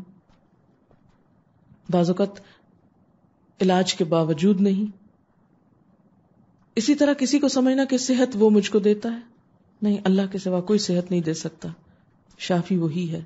آپ کہیں نہیں ڈاکٹر صحت دیتا ہے، ڈاکٹر ایک ذریعہ ہے، وہ دوا دیتا ہے، صحت نہیں دیتا. وہ سبب استعمال کر رہا ہے، صحت اللہ دیتا ہے. اگر ڈاکٹر صحت دیتے تو دنیا میں کوئی نہ مرتا. کیوں وینٹیلیٹرز پر بھی لوگ مر جاتے ہیں؟ کیوں؟ ساری جدید سہولتیں ہونے کے باوجود پھر ہم کوستے رہتے ہیں ڈائگنوسس صحیح نہیں تھا، ان کی یہ مسئلہ تھا، انہوں نے یہ نہیں یہ کرنا تھا. وہ سب باتیں رہ جاتی ہیں. اصل بات یہ ہے کہ زندگی ختم ہو چکی ہوتی. اسی طرح کسی کو سمجھنا کہ وہ آپ کی مشکلیں آسان کرتا ہے غیبی طریقے سے، کہ آپ مشکل میں تھے اور یکایک کوئی غیبی طریقے سے کوئی بزرگ آپ کو نظر آئے اور انہوں نے آپ کا مسئلہ حل کر دیا. یہ بھی ہمارے معاشرے میں بہت خیال پایا جاتا ہے بعض اوقات. ٹھیک ہے، اللہ تعالیٰ فرشتوں کو بھیج سکتا ہے اور ہو سکتا ہے وہ کسی انسان کی شکل میں آئے، لیکن آپ اس کو کوئی خاص انسان بنا لیں، نہیں وہ فلاں تھا، یہ غلط ہوگا. کئی دفعہ لوگ کہتے ہیں نا کہ ہم سڑک پہ جا رہے تھے، یکایک ایک بزرگ نظر آیا ہم کو. سنی یہ بات کبھی؟ میں نے تو کئی دفعہ سنی ہے، دیکھا نہیں کبھی آج تک، لیکن سنا بہت دفعہ ہے. تو ہم یہ نہیں کہتے وہ جھوٹ بولتے ہیں، ہو سکتا ہے ہوگا. اللہ نے غیبی مدد بھیجی، وہ انسان خود نہیں آیا. اور ہو سکتا فرشتہ ہو جو انسان کی شکل میں، جیسے جنگ احد میں بدر میں فرشتے اترے تھے. لیکن یہ سمجھنا کہ کوئی شخص خود سے ایسا کر لیتا ہے، خود پہنچ جاتا ہے فلاں اور فلاں کی مدد کے لیے، تو یہ شرک ہو جائے گا. قرآن پاک میں آتا ہے قُلْ فَمَن يَمْلِكُ مِنَ اللَّهِ شَيْئًا إِنْ أَرَادَ أَن يُهْلِكَ الْمَسِيحَ ابْنَ مَرْيَمَ وَأُمَّهُ وَمَنْ فِي الْأَرْضِ جَمِيعًا. اے رسول صلی اللہ علیہ وسلم، آپ کہہ دیجئے کہ اگر اللہ مسیح ابن مریم، ان کی والدہ اور زمین کے تمام لوگوں کو ہلاک کرنے کا ارادہ کرے تو کون ہے جسے اللہ کے مقابلے میں ذرا سا بھی اختیار ہو کہ ان کو ہلاکت سے بچا لے. جس کا مطلب ہے کہ اللہ کی طاقت کے مقابلے میں کسی کی طاقت نہیں. لیکن ہم کیا کہتے ہیں؟ خدا جو پکڑے چھڑا لے محمد. محمد کا پکڑا چھڑا کوئی نہیں سکتا. اب اس شعر کو کیا بولیں گے آپ؟ شرک بولیں گے. یہ اس آیت کے صریحاً خلاف ہے. آیت ہے سورۃ المائدہ 17 آیت کہ اگر اللہ ہلاک کرنا چاہے تو کون ہے؟ فَمَن يَمْلِكُ مِنَ اللَّهِ شَيْئًا، کون ہے جو اللہ کے سوا کسی چیز کا مالک ہو کہ وہ کسی کو ہلاکت سے بچا لے؟ کوئی نہیں بچا سکتا. پھر یہ سمجھنا کہ کسی انسان کے پاس ہے خزانے زمین آسمان کے، یہ بھی شرک ہے. کیسے؟ مثلا ہمارے یہاں ایک خیال پایا جاتا ہے ابدال اور قطب اور پتہ نہیں کس کس کا، کہ زمین کو تقسیم کیا ہوا ہے، ایک خیالی تقسیم ہے، اس کا کوئی ثبوت قرآن اور سنت میں نہیں، بالکل خیالی باتیں ہیں یہ، کہ زمین پہ معلوم نہیں سب سے بڑے ابدال ہیں یا اس کے بعد پھر قطب ہیں. مجھے چونکہ میں صحیح علم نہیں رکھتی، لیکن یہ نام دو بہت سنے اور بعض لوگوں نے مجھے بہت سمجھانے کی بھی کوشش کی، لیکن میرے پلے میں کچھ نہیں پڑا کہ ہاؤ از اٹ پاسبل. اتنی سائنس ترقی کر گئی اور ابھی تک کوئی ساری زمین کا انتظام نہیں سنبھال سکا، لوگوں کو قحط سے نہیں بچا سکا. یہ کہاں سے، یہ کدھر ہوتے ہیں اور کون ہے یہ قطب ابدال؟ ان کا کانسیپٹ یہ ہے، اگر آپ کو مجھ سے زیادہ بہتر پتا تو آپ میری اصلاح کر دیجیے. کانسیپٹ یہ ہے کہ زمین کو جیسے دو حصوں میں تقسیم کیا گیا ہے، ایک کا مالک ایک ہے، دوسرے کا مالک کوئی اور ہے. جو کچھ بھی ان لوگوں کو ملتا ہے ان قطب یا ابدال کی وجہ سے ملتا ہے، اور وہی سب کو تقسیم کرتے ہیں. وہ روزی تقسیم کرتے ہیں، وہ مارتے جلاتے ہیں اور معلوم نہیں کیا کچھ کرتے. سب چیزیں ان کی وجہ سے ہوتی. اور پھر اس کے علاوہ اس سے چھوٹی تقسیمیں بھی ہیں، ان کی تعدادیں بھی گنوائی ہوئی ہیں کہ اتنے اتنے ہیں. یہ کہیں ایک کتاب تھی میرے پاس، اس وقت یہاں نہیں ہے، اس میں یہ سب لمبی چوڑی کہانی میں نے پڑھی تھی. لیکن میں نے یہ سوچا کہ یہ کہاں سے انفارمیشن ملی، اس کا سورس کیا ہے. کوئی خبر سنتے ہیں تو آپ اس کا سورس جاننا چاہتے ہیں، کس کی خبر، کس اخبار میں آئی، چاہے جھوٹی ہے چاہے سچی ہے، لیکن پوچھتے ہیں نا کون سی اخبار میں تھی. BBC کی تھی, CNN کی تھی, کس نے کہی؟ اور اخبار والے پھر آگے سے وہ بتاتے ہیں کہ APP کی تھی یا کیا سورس تھا ان کا. تو ہر خبر کی کوئی سورس تو ہوتی ہے, سورس کے بغیر کیسے بات مان لی جائے؟ تو اس کا سورس کیا ہے کہ واقعی زمین تقسیم ہوئی بھی ہے مختلف لوگوں کے ہاتھ میں, مختلف زندہ یا فوت شدہ انسانوں کے ہاتھ میں, اور رزق کے مالک اور معلوم نہیں کس کس چیز کے مالک وہ ہیں. قرآن میں ہونا چاہیے یا نبی صلی اللہ علیہ وسلم کے کسی فرمان میں ہونا چاہیے. اس کے علاوہ غیب کی خبر کہاں سے آئے گی یہ اللہ ہی جانتا ہے. پھر اسی طرح اگر ہم یہ سمجھے کہ کسی انسان کے ہاتھ میں زمین کے خزانے, تو قرآن پاک میں حضور صلی اللہ علیہ وسلم کے بارے میں فرمایا گیا, سورۃ الانعام آیت نمبر 50, قل لا اقول لکم عندی خزائن اللہ, قل لا اقول لکم عندی خزائن اللہ, کہہ دو میں تم سے نہیں کہتا کہ میرے پاس اللہ کے خزانے ہیں. سورۃ یونس آیت 49, قل لا املک لنفسی ضرا ولا نفعا, آپ کہہ دیجئے کہ میں تو اپنی جان کے لیے بھی کسی نقصان یا نفع کا مالک نہیں ہوں. یہ کس کو کہا جا رہا ہے؟ حضور صلی اللہ علیہ وسلم کو. تو کتب ابدال حضور صلی اللہ علیہ وسلم سے بڑھ کے تو نہیں ہو سکتے. اور اگر آپ کو کہا جا رہا ہے کہ آپ بتا دیجئے کہ میں اپنے لیے نفع و نقصان کا کچھ اختیار نہیں رکھتا الا ماشاء اللہ, مگر جو اللہ چاہے وہی ہوتا ہے, تو ایسی صورت میں کسی اور کے بارے میں ہم سوچ بھی کیسے سکتے ہیں؟ سورۃ الجن میں آتا ہے, قل انی لا املک لکم ضرا ولا رشدا, آپ کہہ دیجئے کہ میں تمہارے لیے کسی نقصان اور کسی بھلائی کا مالک نہیں ہوں. اگر کسی کو تکلیف پہنچے تو کوئی دوسرا تکلیف دور نہیں کر سکتا اللہ کے سوا, کوئی مشکل آسان نہیں کر سکتا. کیوں؟ قرآن پاک میں آتا ہے سورۃ الانعام, وَإِن يَمْسَسْكَ اللَّهُ بِضُرٍّ فَلَا كَاشِفَ لَهُ إِلَّا هُ, اگر اللہ تم کو کوئی تکلیف پہنچائے تو اس کو اللہ کے سوا کوئی نہیں کھول سکتا, کوئی نہیں ہٹا سکتا, کوئی دور نہیں کر سکتا. اب یہ میں نہیں کہہ رہی ہوں, ہر چیز پر آپ کو آیت دے رہی ہوں, اور گھر جا کے آپ اپنے ریفرنس چیک کر لیجئے. اور ہر چیز کی تکلیف اور دکھ کسی انسان کا وہ بھی اللہ ہی کو علم ہوتا ہے. انہ کان بعبادہ خبیرا بصیرا. کسی انسان کو جو سامنے نہ ہو اس کو ہمارے دکھوں کا علم نہیں ہوتا, اللہ یہ کہ اللہ تعالیٰ کو الہام کر دے دل میں کہ فلاں شخص تکلیف میں ہے, اس کے لیے کچھ جانا چاہیے, اس کا حال پوچھنا چاہیے.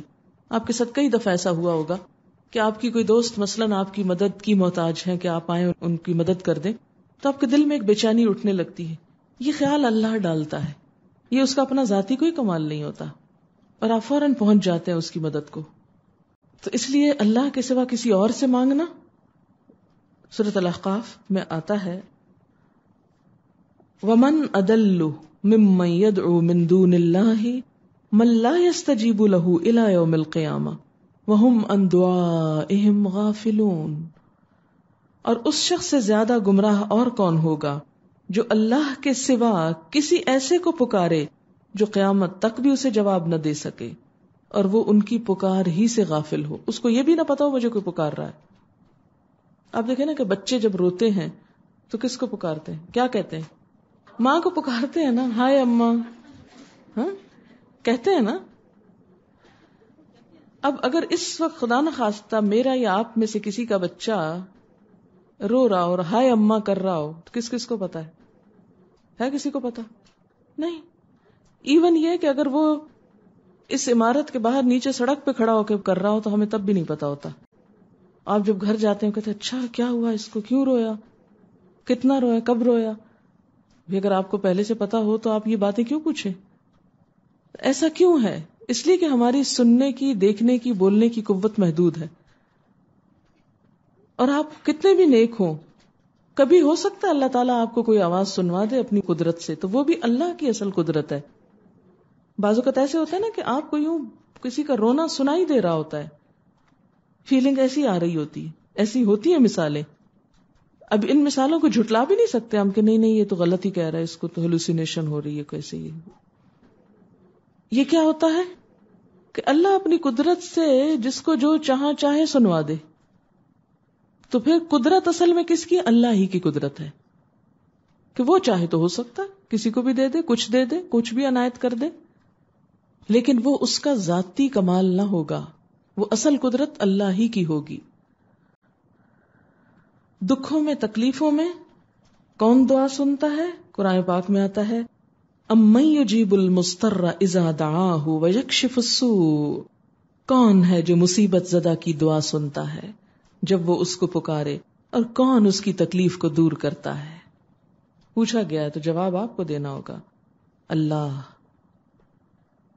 نبی صلی اللہ علیہ وسلم تو اپنے بارے میں فرماتے ہیں وَلَوْ كُنْتُ أَعْلَمُ الْغَيْبَ، اگر میں غیب جانتا ہوتا لَاسْتَكْثَرْتُ مِنَ الْخَيْرِ، تو میں اپنے لیے بھلائیاں کثرت سے جمع کر لیتا، وَمَا مَسَّنِيَ السُّوءُ، اور مجھے کوئی تکلیف نہ آتی۔ یہ بھی سورۃ الاعراف کی آیت ہے۔ اب سوال یہ پیدا ہوتا ہے کہ حضور صلی اللہ علیہ وسلم اگر عالم الغیب نہیں تو وہ مستقبل کی پیشن گوئیاں کیسے کی انہوں نے؟ آپ کی کئی پیشن گوئیاں ہیں نا، مثلاً یہ کہ میری امت 73 فرقوں میں بٹ جائے گی، مثلاً یہ کہ ایک حدیث میں آتا نا ایک وقت ایسا آئے گا کہ عرب کا صحرا ہے یہ پھر سے گل و گلزار بن جائے گا، باغ بن جائے گا۔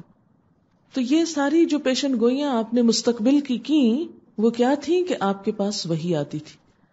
ابھی ریسنٹلی ایک مجلس میں ایسا ہوا، کسی بھی مجلس کی جو بات ہوتی ہے نا وہ امانت ہوتی ہے، تو کسی دوسری جگہ اس کو بائی نیم کوٹ نہیں کرنا چاہیے، اس لیے میں مجلس کا نام تو نہیں لوں گی، لیکن ایک مجلس میں ایسا ہوا کہ کچھ گفتگو ہو رہی تھی کسی سے، تو ایک شخص نے کہا کہ آپ جو قرآن کی بات کرتی ہیں تو بتائیے قرآن کس نے لکھا تھا؟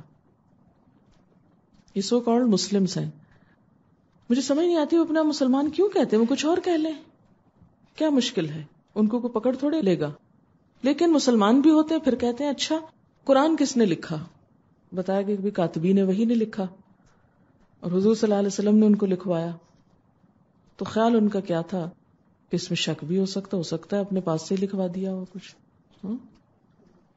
وحی کا کیا ثبوت ہے؟ پروف کرو کہ وحی ہے۔ وحی کا پروف اللہ نے ہر بندے کے دل میں رکھا ہے۔ آپ میں سے ہر ایک کے ساتھ یہ ایکسپیرینس ہوتا ہوگا کہ ایک چیز جو ہونے والی ہے اس کا خیال آپ کو پہلے سے دل میں آ جائے، آتا ہے کہ نہیں؟ ہر ایک کے ساتھ یہ ہوتا ہے کبھی نہ کبھی، کہ آپ کو کھٹکا لگ جاتا ہے، لگتا ہے کہ یہ ہوگا۔ مثلاً آپ ایک کپڑا استری کرنے کے لیے کسی کو دے رہے ہیں اور آپ کے دل میں آ رہا ہے کہ یہ جل جائے گا، تو آپ غیب جانتے ہیں؟ نہیں، یہ آپ کے دل میں ڈال دی گئی ایک بات، پہلے سے ڈال دی گئی، یہ آپ خود نہیں لائے کہیں سے خیال خرید کے، یہ کہاں سے آیا؟ بس اللہ نے یک ڈال دیا دل میں، کہ وہ سکس سینس جسے بولتے ہیں آپ، چھٹی حس بتاتی ہے کچھ، یہ بھی علم غیب نہیں ہوتا، یہ چھٹی حس ہر وقت بھی نہیں بتاتی، بعض اوقات خود اپنا بندے کا ہاتھ پاؤں ٹوٹنے والا ہوتا ہے اور اس کی چھٹی حس اس کو کچھ نہیں بتا رہی ہوتی کہ ابھی تمہارے اوپر کیا آنے والا ہے، کیونکہ اگر اس کو پتا چل جائے تو وہ کام ہی نہ کرے۔ تو یہ چھٹی حصہ یا ساتویں ان سب کے دائرے محدود ہیں، اور وہ صرف اللہ کے اذن سے اتنی دیر کے لیے کسی کے لیے کچھ اشارے کی طرح کوئی کوند آتی اور ختم ہو جاتی، اور اس کو بھی جب تک وہ ہو نہ چکے اس خیال کو بھی آپ کیا نہیں کرتے، سرٹیفائی نہیں کرتے، سچ نہیں سمجھتے، ہے نا؟ مثلاً آپ کے دل میں خیال ہے کہ کہیں یہ نہ ہو جائے، اچھا آپ کیا کرتے ہیں؟ اپنے آپ کہتے ہیں نہیں ایسے ہی تم تو ہر وقت ایسے سوچتی رہتی، یہ تمہارا وسوسہ ہے، ایسے ہی تمہارا خیال ہے، لیکن پھر آپ دیکھیں وہ ہو جاتی وہ چیز، پھر آپ کیا کہتے ہیں؟ دیکھا میں نے کہا تھا نا یہ ہو جائے گا۔ پھر تو یہ باتیں بس خیال ہوتے ہیں، کبھی سچ ہو جاتے ہیں کبھی نہیں، ہمارے خیال ہوتے ہیں لیکن پیغمبر کے محض خیال نہیں ہوتے۔ ان کے لیے قرآن میں کیا آتا ہے کہ وما ينطق عن الهوى، سورت کون سی ہے؟ النجم، کہ وہ اپنی خواہش نفس سے بات نہیں کرتے، یعنی اپنے خیالوں کی بات نہیں کرتے پیغمبر، ان ہوا الا وحی یوحی، وہ تو وحی ہوتی ہے جو کی جاتی ہے، اس لیے کسی پیغمبر کا مقابلہ عام انسان نہیں کر سکتے۔ اس کے بارے میں آتا ہے نا قرآن پاک میں وما كان الله ليطلعكم على الغيب ولكن الله يجتبي من رسله من يشاء فآمنوا بالله ورسله، اور اللہ تعالیٰ تم کو براہ راست غیب کی باتیں نہیں بتاتا، البتہ اپنے رسولوں میں سے جن کو چاہتا ہے غیب کے لیے چن لیتا ہے، لہٰذا تم اللہ اور اس کے رسولوں پر ایمان رکھو، یعنی جس کو چاہتا ہے چن لیتا ہے اور اس کو غیب کی خبریں دے دیتا ہے، کتنی؟ جتنی وہ چاہتا ہے، کلی غیب کوئی بھی نہیں جانتا. ہر وہ بات جو اللہ کو پتا ہے کسی کو بھی نہیں پتا کہ سب کو معلوم ہو، ہرگز نہیں. اور پھر رسول صلی اللہ علیہ وسلم کو جو باتیں غیب کے ذریعے بتائی گئی وحی کے تھرو، کیا کہا گیا؟ آپ اس کو آگے پہنچا دیجئے. اب وہ غیب نہ رہا. یا ایھا الرسول بلغ، آپ پہنچا دیجئے ما انزل الیک. کیونکہ بعض لوگوں کا خیال کیا ہے کہ نہیں، کچھ باتیں آپ نے نہیں پہنچائی تھی، وہ اپنے تک ہی رکھی تھی. نہیں، کیونکہ قرآن کا حکم ہے بلغ، پہنچا دو، ما انزل الیک، جو بھی آپ کی طرف اتارا گیا سب آگے دے دو. کیوں؟ وَإِن لَّمْ تَفْعَلْ، اگر آپ نے ایسا نہ کیا، فَمَا بَلَّغْتَ رِسَالَتَهُ، تو آپ نے اللہ کی رسالت کا حق ادا نہ کیا. آپ دیکھیں کہ اس کے باوجود کہ آپ کئی غیب کی باتیں بتاتے تھے اللہ کے اذن سے، لیکن بعض اوقات کئی چیزیں ایسی ہوئیں کہ جو آپ کے قریب تھی لیکن اس کے باوجود آپ کو خود سے نہیں پتا چلی. مثلا آپ صلی اللہ علیہ وسلم نے ایک یہودی کے ہاں زہر آلود کھانا کھا لیا، جس سے ایک صحابی موقع پہ شہید ہو گئے، اور وفات کے وقت زہر نے آپ پر بھی اثر دکھایا. تو آپ کو تو نہیں پتا چلا کہ کھانے میں زہر ہے، وہ لقمہ جو لے لیا تھا اللہ نے بتایا نا. اور پھر اثرات تھوڑے ظاہر ہوئے. ایک دفعہ ایک موقع پر آپ کہیں بیٹھے ہوئے تھے کہ کسی یہودی نے سازش کی کہ چھت کے اوپر جا کے پتھر گرائے، تو جبریل فوراً آئے اور آپ کو اٹھا کے وہاں سے لے کے. تو جبریل نہ آتے تو آپ کو خود تو کچھ بھی اندازہ نہیں تھا کہ کیا ہونے لگا ہے. ایک مرتبہ جب واقع عفق میں حضرت عائشہ پہ تہمت لگی تھی، 1 ماہ تک آپ سخت پریشان رہے. 1 مہینے کے بعد وحی آئی. اس دوران کچھ پتا نہیں چلا کہ اصل حقیقت کیا ہے. اسی طرح وہ جب ایک مرتبہ ہار ٹوٹ کے گر گیا تھا حضرت عائشہ کا، اور وہ اونٹنی کے نیچے تھا، اور سب جگہ تلاش کر کر کے لوگ پریشان ہو گئے تھے، تو آپ کو نہیں پتا تھا کہ ہار اسی اونٹنی کے نیچے بالکل ساتھ ہی قدموں کے پاس. نہیں پتا چلا کیونکہ ذاتی علم نہیں تھا غیب کا کوئی. پھر اسی طرح آپ کا ایک مرتبہ اونٹ گم ہو گیا، جس پر منافقین نے مذاق بھی کیا کہ ہم کو تو آسمان کی خبریں دیتے ہیں، جنت جہنم کی دیتے ہیں، اور اپنے اونٹ کا نہیں پتا. یہ منافقین نے اس قسم کی فضول بات کی تھی. تو یہ کیا ہے دراصل کہ اللہ جو چاہے جتنا چاہے کسی پیغمبر کو بتا دے. کسی پیغمبر کا بھی علم جو ہے، علم دین، اس کا ذاتی نہیں ہوتا. اچھا، اسی طرح ہمارے ہاں ایک بڑا عام خیال ہے کہ حضور صلی اللہ علیہ وسلم ہر جگہ حاضر ہوتے ہیں اور ہر جگہ دیکھتے ہیں. حاضر ناظر جس کو بولتے ہیں. حاضر کا کیا مطلب؟ آپ ہر جگہ موجود ہیں. اور ناظر کا کیا مطلب ہے؟ سب کچھ دیکھ رہے ہیں. تو اس پر کیا دلیل ہے؟ سورۃ آل عمران کی آیت ہے ما کنت لدیہم اذ یلقون اقلامہم. آپ ان کے پاس نہیں تھے جب وہ اپنی کلمیں ڈال رہے تھے. ایک اور موقع پہ آتا ہے حضرت یوسف علیہ السلام کے بھائیوں کے بارے میں وما کنت لدیہم اذ اجمعوا امرہم. آپ وہاں نہیں تھے جب وہ آپس میں سازشیں کر رہے تھے. وہم یمکرون، اور وہ چالیں چل رہے تھے. وما کنت بجانب الغربی اذ قضینا الی موسی الامر. آپ مغربی گوشے پر بھی موجود نہ تھے جب ہم نے موسیٰ علیہ السلام کی طرف وحی کی تھی. کیونکہ بعض لوگ کہتے ہیں نا کہ یہ ساری کائنات حضور کے لیے بنی ہے. یہ بات بھی بہت عام ہے ہمارے معاشرے میں کہ ہر چیز جو ہے وہ آپ کے لیے بنی ہے. اللہ تعالیٰ تو فرماتے ہیں خلق لکم، سب کے لیے کہا کہ تمام انسانوں کے لیے اللہ نے یہ نعمتیں زمین کی پیدا کی. اچھا، بعض اوقات لوگ کہتے ہیں نہیں اس کی دلیل کیا ہے؟ وَأَنَا أَوَّلُ الْمُسْلِمِينَ، کہ میں سب سے پہلا مسلمان ہوں. تو کہتے ہیں دیکھا نا، آپ صلی اللہ علیہ وسلم کو سب سے پہلے پیدا کیا گیا، حضرت آدم سے بھی پہلے پیدا کیا گیا. اور یہ باتیں کس لیے بحث کرتے ہیں؟ کیونکہ آپ کا رتبہ حضرت آدم سے بڑا ہے، اس لیے لازم ہے کہ وہ پہلے پیدا ہوں.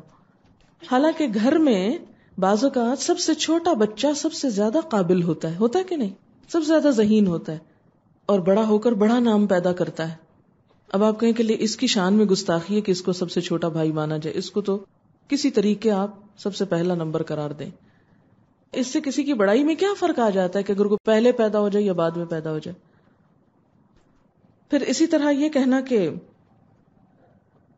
انا اول المسلمین سے یہ دلیل لینا، تو وہ حضرت موسیٰ اور ان کے ساتھیوں نے بھی کہا تھا ان کننا اول المومنین، کہ بے شک ہم پہلے ایمان لانے والے. کون پہلے؟ اللہ تعالیٰ نے جن و انس کو کس لیے بنایا؟ اس لیے نہیں کہ جو لوگ کہتے ہیں لولا لما خلقت الافلاک.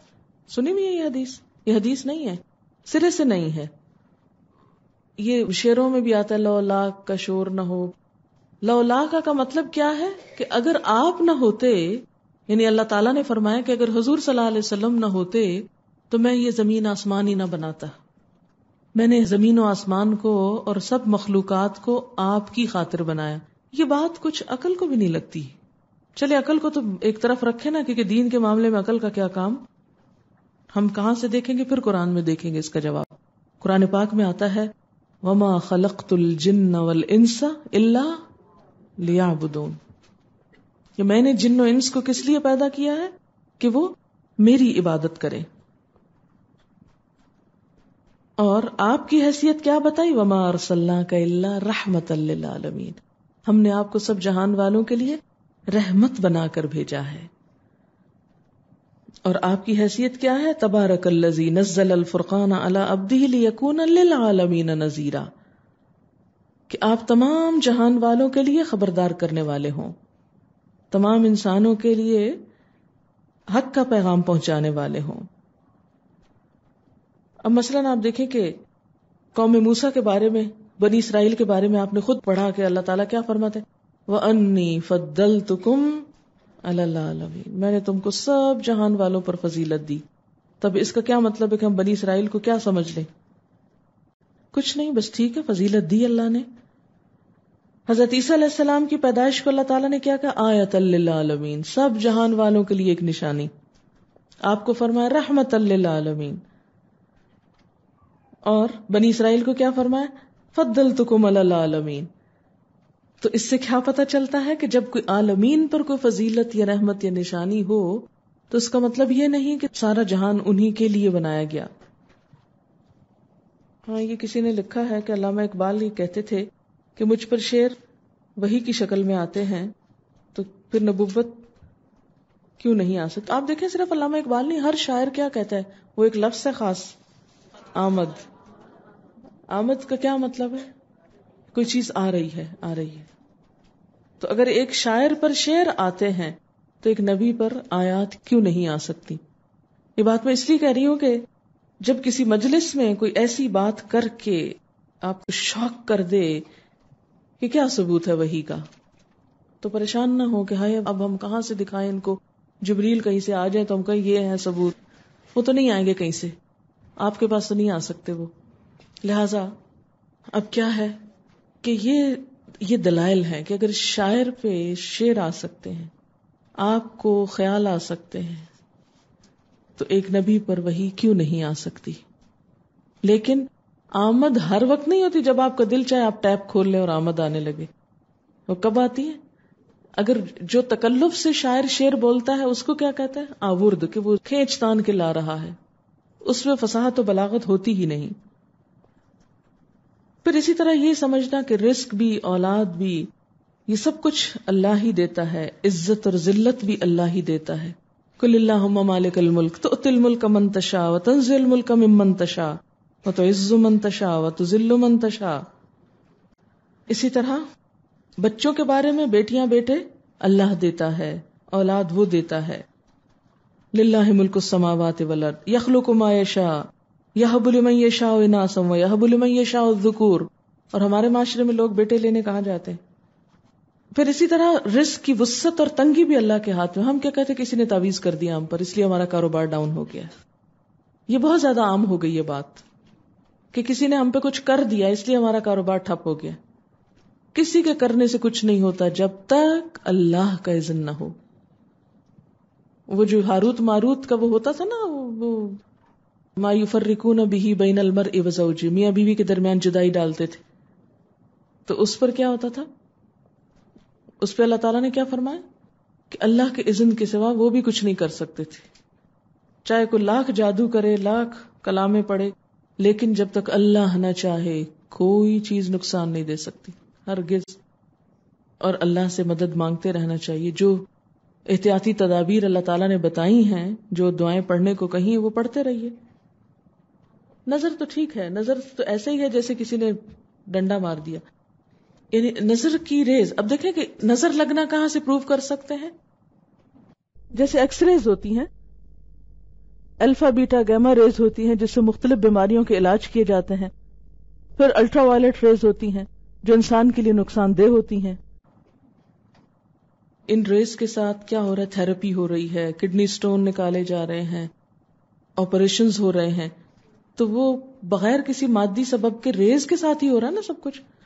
تو ریز کا تو وجود ہے، ٹھیک ہے نا.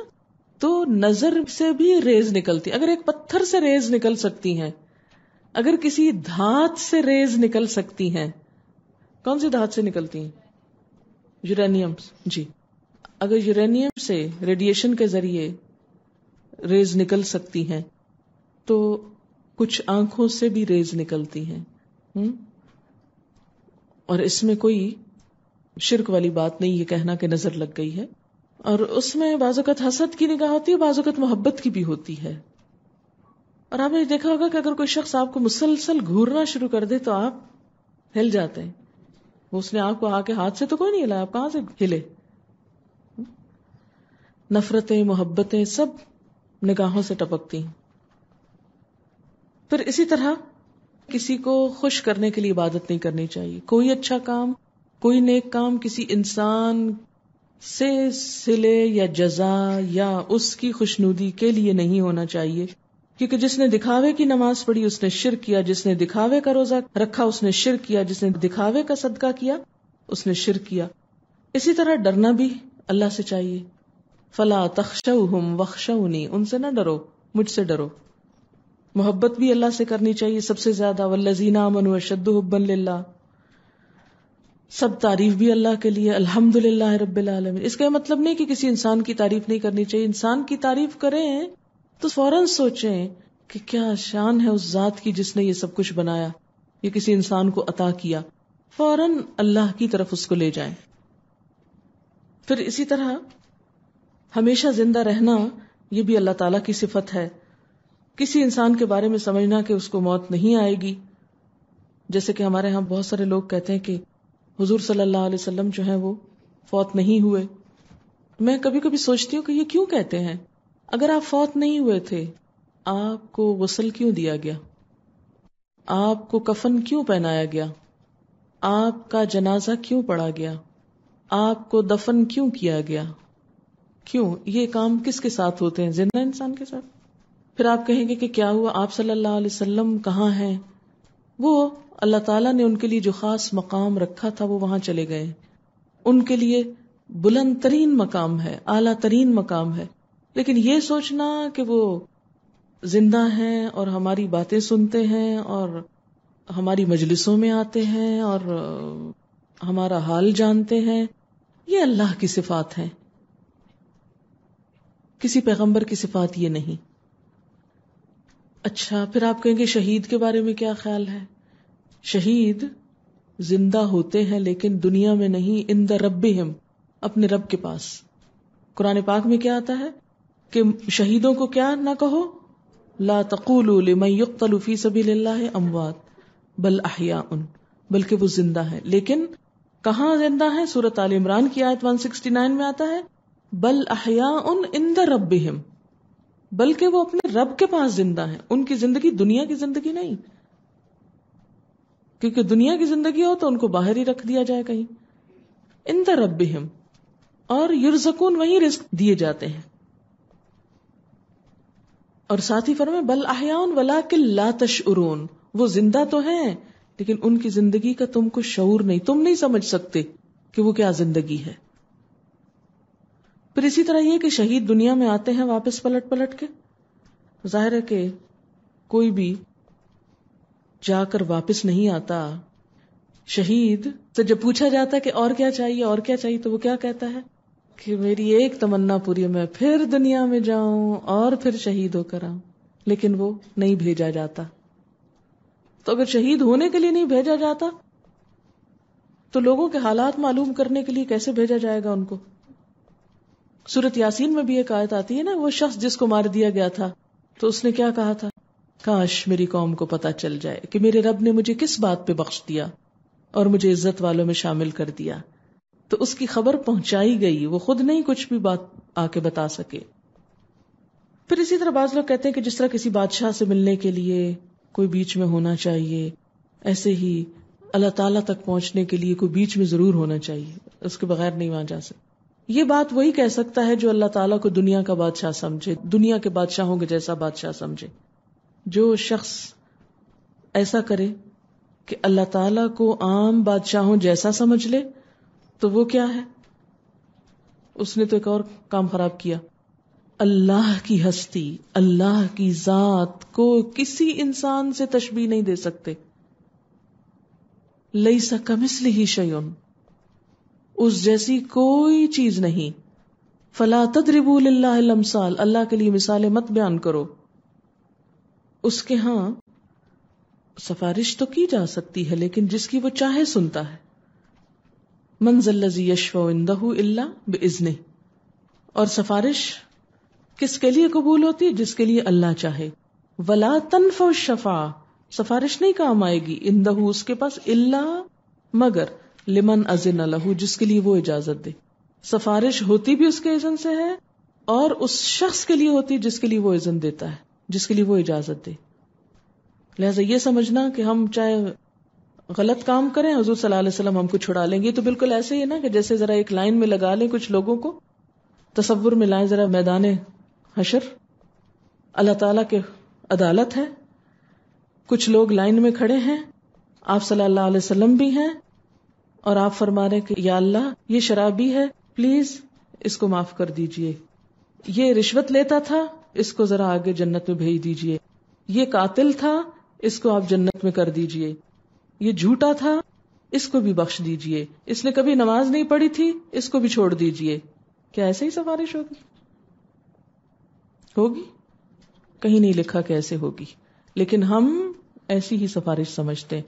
چاہے جھوٹ بولو، رشوت لو، کسی کا حق مارو، کسی کو تانے دو، کسی کی بیک بائٹنگ کرو، کیا ہے؟ حضور صلی اللہ علیہ وسلم ہم سب کے لیے سفارش کر دیں گے اور ہم سب آگے چلے جائیں گے. کیا آپ سوچ سکتے ہیں کہ آپ صلی اللہ علیہ وسلم اس طرح کریں گے کہ ان کی امت اس طرح کی سیاہ کار ہو، جو دل میں آئے کرے، کوئی ایک بات نہ مانے اللہ رسول کی، نہ اللہ کے آگے جھکے، نہ اس کے دل میں غریبوں کی محبت ہو، نہ ہی وہ کسی انسان کا احترام کرے، ماں باپ کی عزت نہ کرے، رشتہ داروں کو پوچھے نہ. ایسی امت آپ صلی اللہ علیہ وسلم کھڑے ہو کر کہیں کہ ان میں سے ایک ایک مجرم کو بس آپ چھوڑتے جائیں کیونکہ یہ بائی چانس میری امت میں پیدا ہو گئے تھے. قرآن میں آتا ہے جس کے حق میں اجازت ملے گی صرف اس کے لیے سفارش ہوگی. لا تنفع الشفاعۃ عندہ الا لمن اذن لہ، جس کے لیے اللہ خود اجازت دے، ہاں آپ سفارش کیجیے، کیونکہ یہ ایک آنر دیا جائے گا آپ کو. منافقین کے بارے میں بھی کہا گیا تھا نا، استغفر لہم او لا تستغفر لہم، آپ ان کے لیے بخشش مانگیں یا نہ مانگیں. ان تستغفر لہم 70 مرۃ، آپ ان کے لیے 70 دفعہ بھی استغفار کریں، فلن یغفر اللہ لہم، اللہ ان کو ہرگز معاف نہیں کرے گا. یہ قرآن کی آیت ہے سورۃ التوبہ.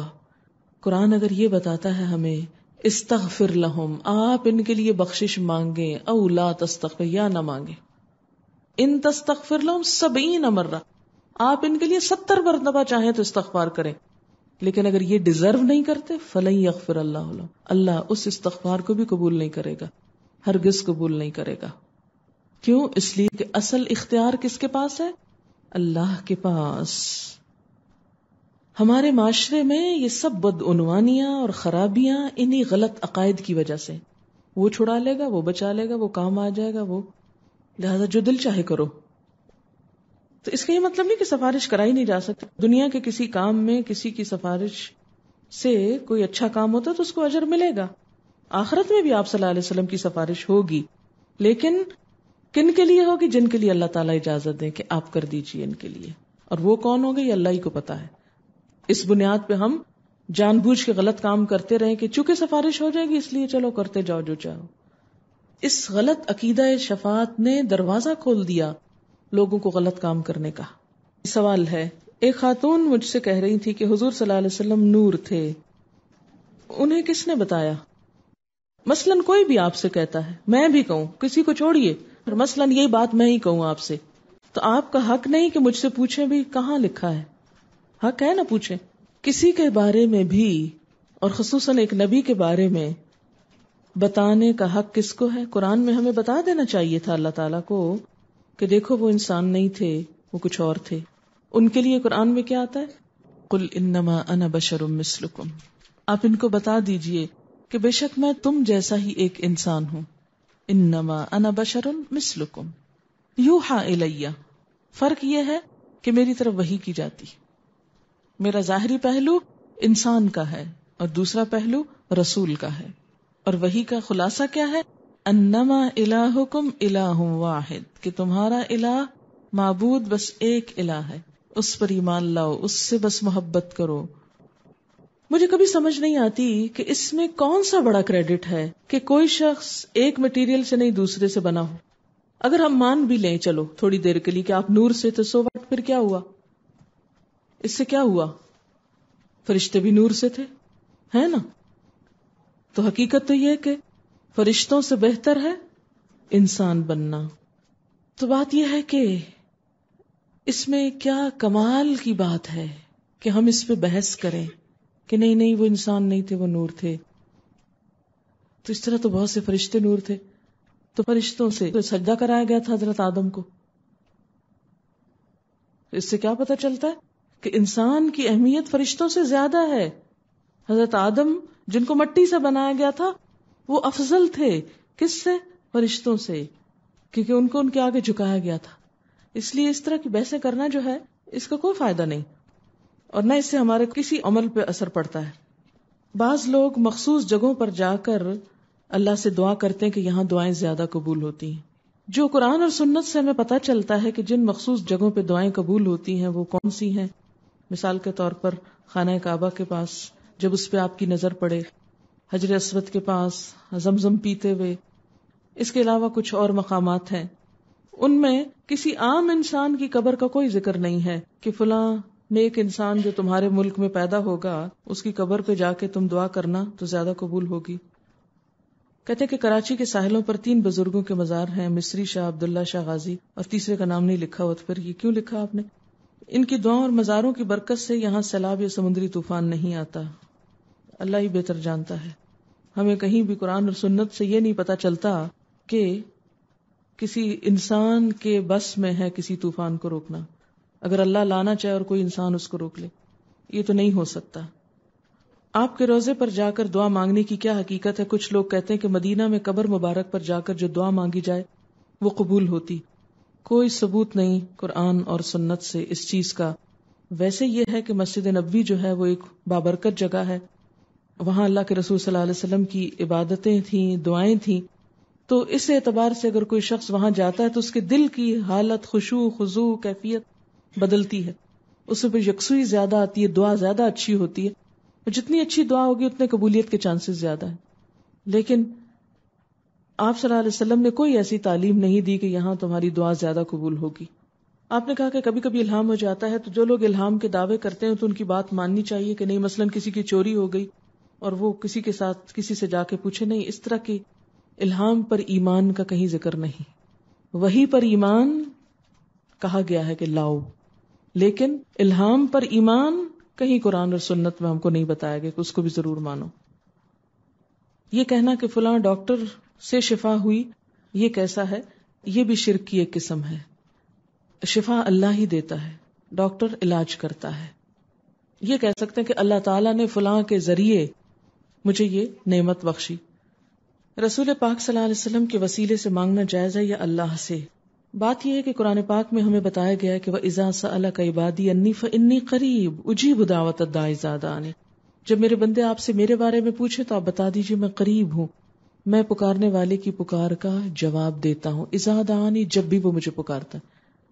تو اس میں تو ہمیں نہیں بتایا گیا کہ پکارنے والے کو فلاں اور فلاں ذریعے سے آنا چاہیے تو جب میں دعا سنتا ہوں. قرآن پاک کی کتنی دعائیں ہیں؟